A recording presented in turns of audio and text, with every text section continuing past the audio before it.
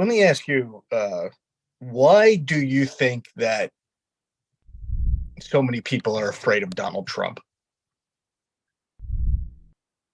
Why do I think so many people are Like, afraid? what do you think that says? Like, I don't think enough people are afraid of Donald Trump. I think everybody should be afraid of Donald Trump. I think Donald Well, the Trump. people who fear him, you know, on the Republican side or feel paralyzed by him in a sense. That's kind of the sense that I get from some people. They don't know how to oppose him. Fear him in that sense. Yeah, I think it's two things, at least two things. But one is, look, he's captured the base of the Republican Party. He has them in his grasp. Everybody out there says, oh no, they don't like Donald Trump. But he's what there is, and he's better than Biden. But everybody loves Donald Trump. I mean, these people adore him. They follow him. They'll do anything he says. They're completely personality, worship his personality. They worship him. It was stunning. And I remember being stunned at the time when he said it. When he said he could shoot somebody in the middle of Fifth Avenue and it wouldn't affect his campaign, I thought, this is nuts. Nobody can take this seriously. And he's right. He could have shot somebody in the middle of Fifth Avenue and he still would have been elected in 2016. And he'd still be the presumptive nominee of the Republican Party right now. So I think one is that he, in whatever way there is a longing among certain Americans for a leader who just smashes stuff. They're angry, they're upset, they're unhappy with everything, with the way politics has been done forever. They're unhappy with America, they're unhappy with the direction, and they want somebody to lead them. And part of that leading is somebody with authoritarian tendencies. And part of that leading is to smash stuff. And he's it. And other Republicans are just afraid to alienate those people. They're just scared of them because I don't know. I think it's a half of the Republican Party is that way, or maybe it's 40%, but it is a significant portion, and you probably can't win the nomination if you completely alienate them. And it's interesting that DeSantis's strategy is to double up on those people. That is to double up on the issues that he thinks attract them to Donald Trump. That is the cultural issues and the go against the left at all costs kind of issues. And so he's building up on those to try to attract them to him. I actually think that strategy is going to backfire because it's not that. It's actually Trump's personality. It's actually his disregard for everything and his kind of nihilistic personality. That's actually what attracts them to him. And DeSantis taking on Trump's policies is a failure. I actually got contacted today by somebody who's meeting DeSantis next week, right? And he said, okay, Yaron, what are your beefs with DeSantis? What can I say to him, right? And I said, look, it's basically... Did you start with how much time do you have? Well, he wanted short, obviously, because he's... but, he's going to have a long-term, he's going to have as much time as he wants with DeSantis because he's money. So DeSantis will give him time. And he basically said, if I wrote something up, he would hand it to DeSantis. So basically let me see if I can find the text. But basically what I said was, there are three things that I think you need to communicate to DeSantis. Where is this?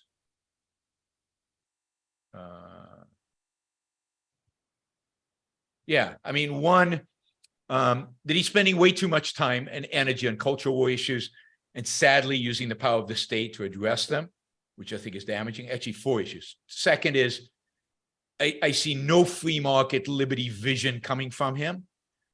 And third is he's alienating people who he will need in order to win a general election, primarily women and independents. He's alienating them completely by, for example, signing a 6-week ban on abortion, which he didn't need to do.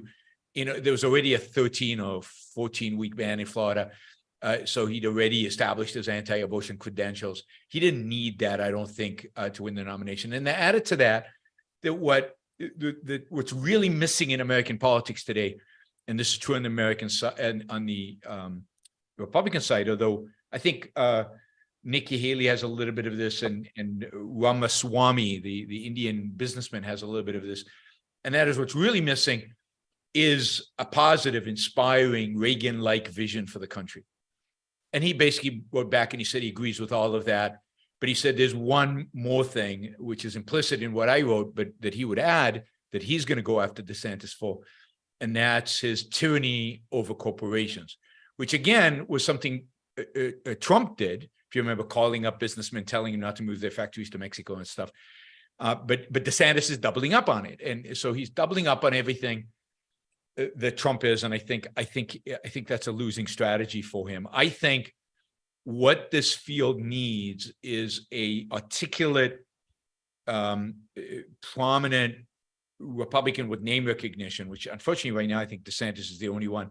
Maybe Youngkins in Virginia can do this, or Kemp from Georgia, who actually articulates a positive vision, kind of a shining city on the hill vision of America, which can get the base somehow distracted from Trump, and it can get independents and others voting for him. So what was your question? I can't remember the question. I've rambled on. Well, why are they afraid of Trump? So one is that the base is just enamored with him. The base just loves him. And the second is, the Trump is brutal. I mean, he's brutal. He goes after you. He goes after you personally. He has no problem talking about how what your wife did, or how you look, or your wife looks, or what your father might have done or might not have done. He has zero problem, more than any other human being I know. He has zero problem lying. That is, to him, lying is just it doesn't matter. He's a pure sample of pragmatism, right? Whatever it takes to get to the end result. That's okay. The means absolutely justify the end justifies the means. Yeah. So he's willing to lie. So if you go up against him and you have anything in your closet, or even if you don't, I don't know if you saw yesterday, I read some of the stuff that Trump is putting out about DeSantis. It's just ludicrous, but it's over the top in terms of how pathetic DeSantis is in running Florida. This is a guy who just won re-election by a massive margin. And it doesn't matter. Trump will lie. And he knows that if you lie over and over and over and over and over and over again, people forget what the truth is, and all they remember is the lie. And he has that down to an art. So people are afraid to piss him off. They're afraid of making him angry. And then the third. What would you said? Here's my third point. My third point is they don't have a positive strategy. That is, you have to have an alternative to Trump. You have to have something you can say, something you can stand up to him about, something you can put him down on. And you can descend to his level by attacking him personally, but that's not going to win you. He's probably better at it than anybody else. He was in New York. He knows how to do that. So you have to have something to distract from the negativity. And I don't think these candidates know how to do that or know what that content would be. That's why I said you need somebody with an absolutely positive perspective and somebody who has the attitude of, and really projects this attitude. Look, Trump is an idiot and Trump is a loser. Why anybody would vote for him, I understand why you would vote for him over Biden, but now you have a real option. And I'm not going to address every stupid thing he says because he's an idiot and he's a loser. He's lost. So we don't need this, but here's my positive vision. Here's the good stuff. And it doesn't that he ignores Trump, but he shows contempt for Trump while, showing some modicum of respect for the people other than Trump. And DeSantis, instead of doing that, is doubling up on Trump's agenda, which I think is a huge mistake. I mean, even if he can beat Trump in a primary, I'm not sure he can win in a general election because of what he's done. I mean, really, most of Americans want a president who obsesses about Disney. Really? I hate that. Disney's the place we all take our kids to. I mean, really? It would serve him right if Disney, and I know they can't really do this, but if Disney had any ability to move out of that state. Yeah, exactly. And look, and most Americans, even most Republicans, don't care that much about Disney's position on gays. So they have a pride parade in California. So don't go that day. But are you going to give up Mickey Mouse because you're upset because Disney did a pride parade? I mean, it is absolutely insane and stupid. It's also so vile that, I mean, didn't he threaten to put some very Prison unseemly thing around prison. the Prison. prison? But Yeah. think of the ire towards such a positive American, stalwart corporation. But they're woke. Once you're woke, you descend into the worst rung of hell, and then anything that's done to you is permissible. I mean, if somebody went in and shot up Disney, I'm sure some of these people would support it because Disney's woke, and therefore it's okay to beat them up and destroy them and do anything. Yeah. This is the mentality of so many people now that everything's fair game. Everything's fair game in the cultural battle. Okay. So you would go after him both. Okay, so you're saying two I would prongs. laugh at him. I would make fun of him. I'd show his have to stupid. offer the positive vision. Both. I mean, if I were DeSantis now, I'd say, really? I mean, Florida's this bad state. I mean, look at our record. Look at what we've done.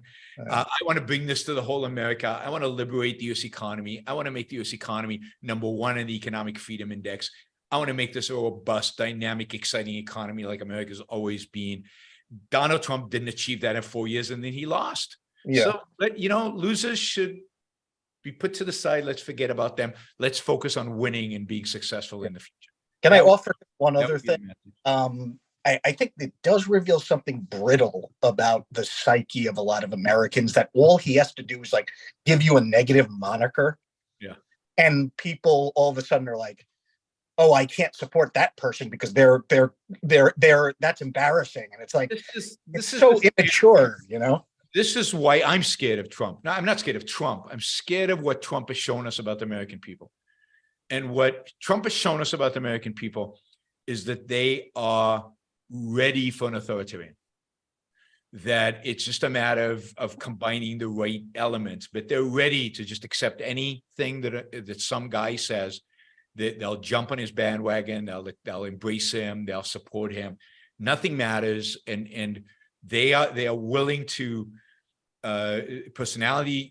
This idea of personality worship. They jump on that bandwagon, and they're willing, in the name of hate, in this case, hate's of woke, hate of the left, to abandon all their previous expressed values and jump and support a guy no matter what. And that's scary. If I'm not suggesting a parallel between Trump and Hitler, but if you want to see that progression of how people become from liberty-loving, look at the Tea Party, liberty-loving, limited government, all that, to whatever he says is true. He could shoot somebody in the middle of Fifth Avenue and I'll still support him. Authoritarian attitude, epistemology, morale. You're seeing it. It's happening right in front of us. We're seeing it. And my fear is not now, but as this mentality gets worse, that there is a Hitler down the road for America, some kind of equivalent to that down the road who could jump in here. All right. Adam had his hand up, so I'll go to Adam and then we'll go to Ian. I wouldn't even mention Hitler, but Trump, I think, is the American Putin. He'd like to be. I think he'd definitely like to be. He'd like to be a Putin, Orban. He'd even like to be a Xi, right? I mean, he has expressed admiration for when Xi does stuff, everybody stands up when he walks into a room. When Xi does this, people cheer him. Why don't people like me like they like Xi? And he says this stuff with a straight face. He really holds this, but that is where we're heading, unfortunately. Yes, I do think he'd like to be maybe like an Orban who still pretends he's pro-democracy, but has control over the media. No media can oppose him, and he basically gets elected forever, for life, not because he cheats in the election, but because he's rigged the media and everything else to keep his message at the forefront, and he just can't lose. So. And of course, that's where we come with DeSantis and Disney. Disney is the biggest media outlet in Florida, and DeSantis is trying to exert complete government control over it. Yeah, good for Disney So for it's resisting. not an alternative to Trump.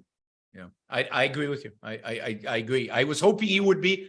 He's turned out not to be at all. Thank you for listening or watching the Yaron Brook Show. If you'd like to support the show, we make it as easy as possible for you to trade with me. You get value from listening. You get value from watching. Show your appreciation. You can do that by going to yaronbrookshow.com/support, by going to Patreon, Subscribestar, Locals, and just making a appropriate contribution on any one of those channels. Also, if you'd like to see the Yaron Brook Show grow, please consider sharing our content and, of course, subscribe. Press that little bell button right down there on YouTube so that you get an announcement when we go live. And for those of you who are already subscribers and those of you who are already supporters of the show, thank you. I very much appreciate it.